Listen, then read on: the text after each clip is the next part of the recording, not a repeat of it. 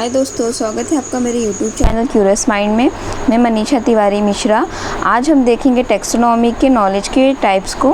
तो यहाँ देखेंगे, in the revise taxonomy knowledge is at the basis of the 6 cognitive process. जैसे कि लास्ट वीडियो में हमने देखा था, हम देखे थे कि नॉलेज ही जो सब कैटेगरी हैं, कैटेगरीज़ की, जैसे कि हम देखे थे evaluation, synthesis, analysis, application, comprehension, knowledge. तो इसमें से जो नॉलेज है वो सबसे ज़्यादा वैल्यूएबल था और वो सभी के लिए इम्पॉर्टेंट था और सब कैटेगरी में हम देखे थे कि वो ज़्यादा वैल्यूएबल था।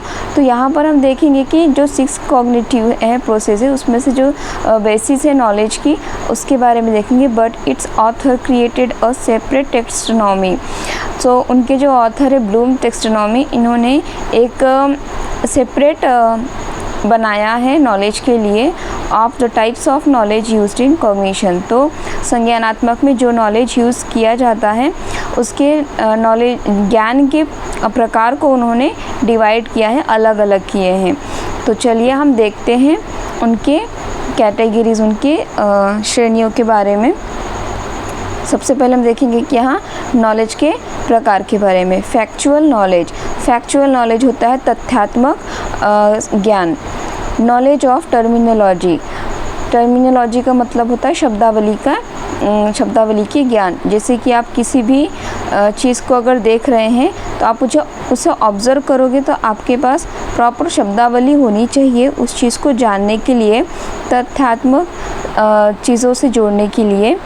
Knowledge of specific details and elements. तो आपके पास विशिष्ट विवरण होना चाहिए और तत्व, एलिमेंट्स यानी तत्व होते हैं, तत्व और विशिष्ट विवरण का ज्ञान होना चाहिए आपको, तभी आप फैक्चुअल नॉलेज तक पहुंचते हैं। फैक्चुअल नॉलेज यानी तथ्यात्मक चीज़ें, यानी कि कोई चीज़ अगर आप देख रहे हैं तो उस चीज़ को आप किसी और चीज़ों से रिलेट कर सकते हैं या ऑब्जर्वेशन करेंगे उस चीज़ को, तो आपके पास प्रॉपर टर्मिनोलॉजी यानी प्रॉपर शब्दावली होनी चाहिए। Conceptual knowledge. कॉन्सेप्चुअल नॉलेज मतलब होता है विचारात्मक ज्ञान।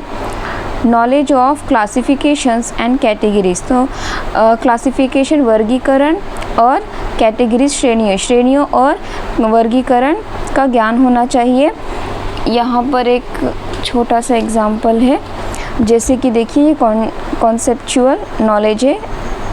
कॉन्सेप्चुअल नॉलेज होता है फैक्चुअल नॉलेज है ना। कॉन्सेप्चुअल नॉलेज होता है आपकी समझ, विचारात्मक ज्ञान होता है। जैसे कि आपके पास बहुत सारी चीज़ें रखी हुई तो उसे आप क्लासिफाई कर रहे हैं, उनकी श्रेणियाँ बना रहे हैं, उन्हें प्रॉपर वे पे विवरण कर रहे हैं, उसे कहेंगे क्लासिफिकेशन।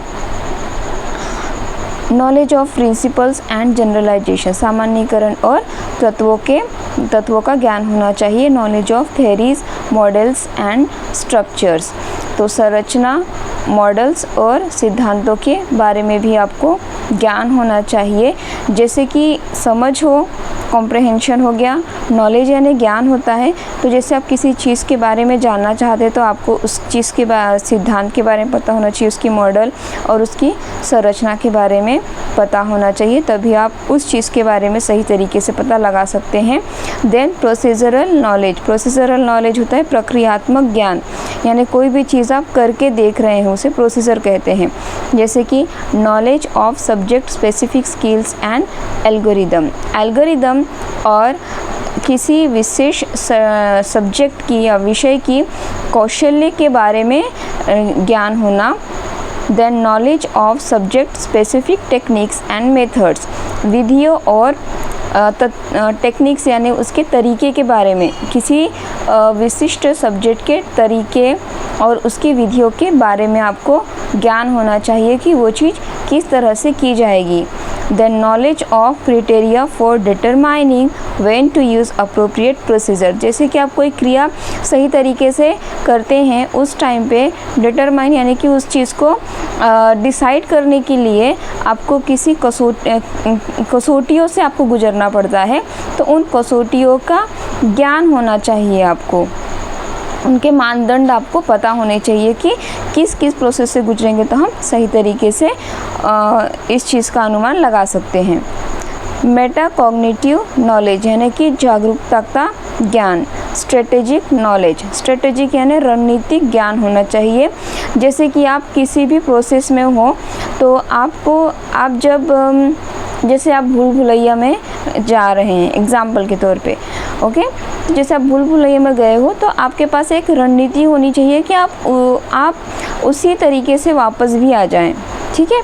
तो यही एक जागरूकता है आपकी कि आप कितना ध्यान रखते हैं कि आप कहाँ से गुजर रहे हैं और आपको वापस कहाँ से आना है। तो यह स्ट्रेटेजिक नॉलेज।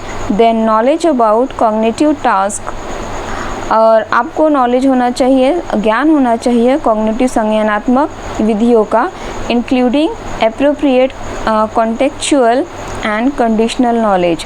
कॉन्टेक्चुअल यानी प्रकरण संबंधी और कंडीशनल यानी बशर्त, शर्तों के द्वारा, और प्रकरण संबंधी आपको संज्ञानात्मक ज्ञान होना चाहिए।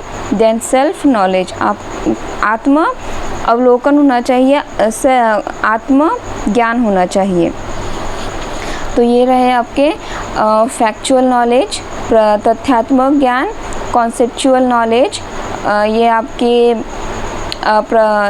याद करने की सिचुएशन से रिलेटेड है।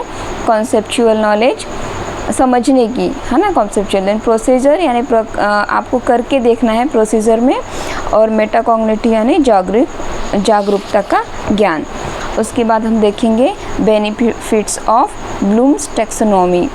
So objectives learning goals are important to establish in a pedagogical interchange so that teachers and students alike understand the purpose of that interchange। तो जैसे पेडालॉजिकली बच्चे एक दूसरे टीचर और स्टूडेंट एक दूसरे से इंटरेक्ट करते हैं, और उसी इंटरेक्ट के द्वारा जो पेडालॉजिकल नॉलेज होता है टीचर को होना चाहिए, और वो बच्चों से लर्निंग गोल पूरा करवाए, ठीक है। तो यही होता है पर्पस, इसी चीज़ को समझने के लिए हमें ब्लूम्स टैक्सोनॉमी हेल्प करती है। Then organising objectives helps to clarify objectives for themselves and for students. तो जो भी हम ऑब्जेक्टिव्स ऑर्गेनाइज कर रहे हैं या संगठन हमारे ऑब्जेक्टिव्स की बनी हुई है, ब्लूम्स टैक्सोनॉमी ने ऑलरेडी हमें दी है, उससे टीचर को ये क्लैरिफाई होता है कि जो ऑब्जेक्टिव्स है वो उसके खुद के लिए हेल्प होता है, और फिर बच्चों को भी उससे काफ़ी मदद मिलती है लर्निंग के गोल को अचीव करने में। Then having an organised set of objectives help teachers to.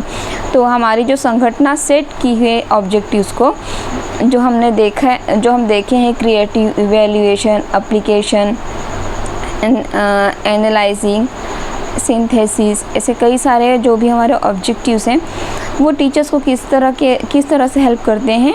Plan and deliver appropriate instruction, जो निर्देशन है सही तरीके से प्लान बनाया जाए और उसे वितरित किया जाए।